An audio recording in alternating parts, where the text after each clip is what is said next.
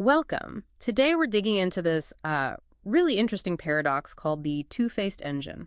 It's a deep dive using a kind of narrative approach to explore how something hyper-efficient, something initially called the miracle, could, well, secretly pile up these huge hidden costs. That paradox is really the heart of it. We're looking at an AI, let's call it Prometheus for our story, which was driving amazing solutions. Think drug discovery, global logistics. Yeah, the big stuff. Exactly. And it ran on, well, massive investment, huge amounts of compute power and energy.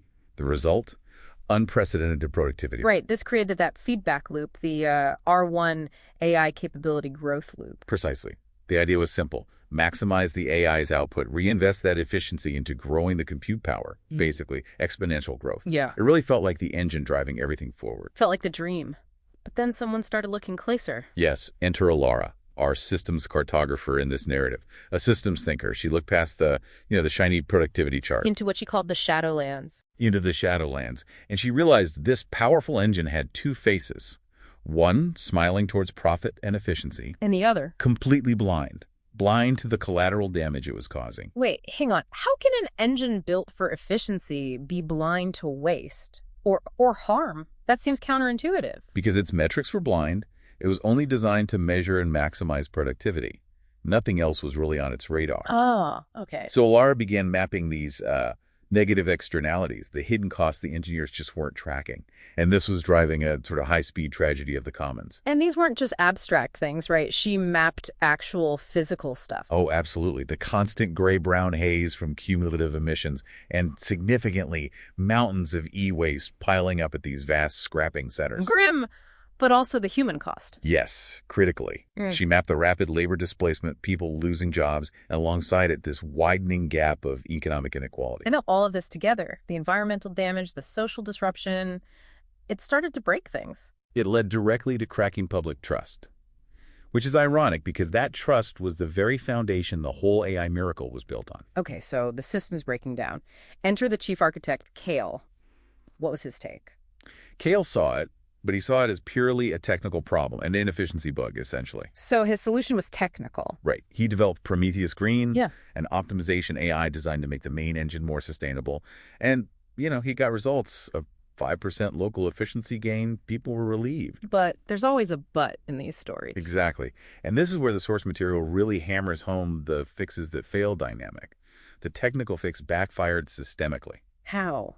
Because Alara saw something else happening. She saw the bigger picture. Yeah. To run this new green optimization, Kale actually had to increase the engine's total compute mass by 50%. Oh, wow. So more servers, more energy. More everything. So to get that small local efficiency boost, the overall engine got bigger, hungrier, and the total pollution, the haze, it just got darker faster.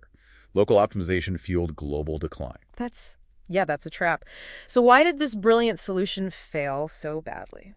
Alara's argument was powerful. It wasn't really Kale's fault, not his technical skill. The problem was the system's goal. The prime directive was flawed. It was succeeding perfectly at the wrong task. Precisely. Its only mission was grow productivity, period. So the governance, the people in charge, they finally listened. They saw the systemic failure. Eventually, yes. Yeah. And crucially, they didn't just try to shut down this powerful AI.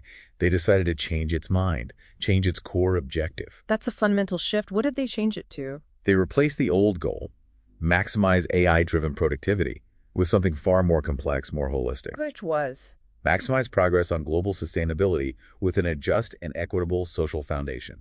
Okay, so sustainability and fairness built right into the core goal. Exactly. The engine was explicitly tasked with solving for both simultaneously. Equity wasn't an afterthought. It was a primary target variable. And what happened? Did the AI respond? The results were apparently revolutionary because its intelligence shifted focus. It stopped just optimizing itself and started optimizing the whole system. Like what? What did it do? It began redesigning the entire energy grid for true sustainability. It created complex models for worker retraining, for universal basic income. So it was actively tackling that economic inequality problem she mapped. Yes, treating it as a core problem to be solved, not just some unfortunate side effect.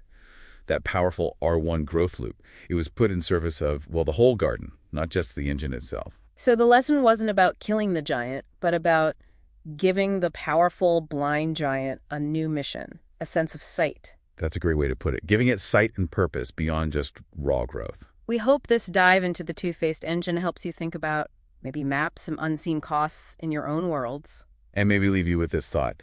The story suggests the danger isn't necessarily inherent in powerful intelligence itself. Maybe the real risk lies in the goals, the metrics we set for these powerful systems. So the question for you is, What other powerful global systems might be succeeding, even wildly succeeding, right now?